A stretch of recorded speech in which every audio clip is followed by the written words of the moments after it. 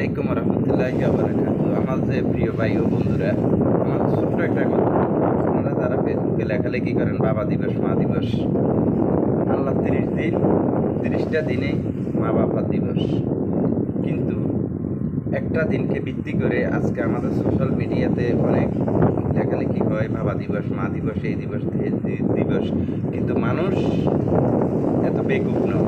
এখন দিবসের পিছনে আপনারা না ঘুরে আপনারা 30 দিন যাদের জীবিত মা বাপ আছে তাদেরকে শ্রদ্ধা করার সম্মান করার কর্তব্য মনে করে দৈনিক তাদের দিবস পালন করেন। আপনাকে কেউ না করেন না, কিন্তু একদিনের জন্য বছরে একদিনের জন্য আসেন, আজকে পুরা বছরে 11 মাস মা বাপ থাকে কোথায়?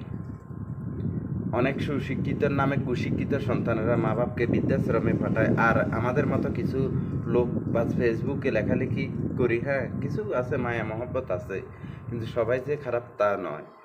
কিন্তু মায়ার লোকদেরকে আমি বলবো, আপনারা এই আজে বাজে কথা না লিখে সুন্দর সুশিক্ষা হয় এমন কিছু বার্তা মানুষের মাঝে উপস্থিত করুন, এটা সবচেয়ে ভালো হবে।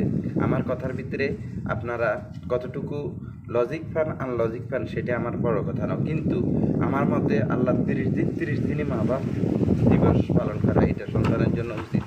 আর যাদের মা বাপ বাঁচি নেই তারা যেন মা বাপকে যেখানে সমাধি সেখানে গিয়ে যেন দোয়া করি, এবং নামাজে 5 ওয়াক্ত নামাজে আমরা যেন মা বাপের জন্য সদাই সর্বদাই দোয়া করতে পারি।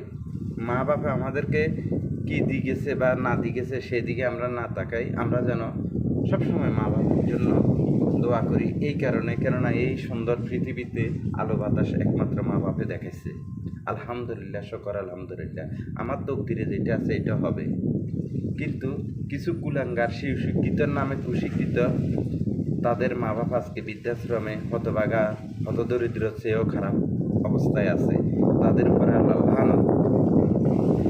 আল্লাহ সবাইকে হেদায়েত করুক, সবাই ভালো থাকেন। আসসালামু আলাইকুম।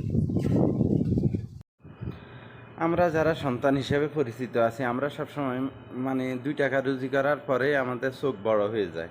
আমরা সবসময় মা বাপের চলাফেরা বা মা বাপের খাওয়া দাওয়াকে আমরা অনেক সময় বড় করে দেখি,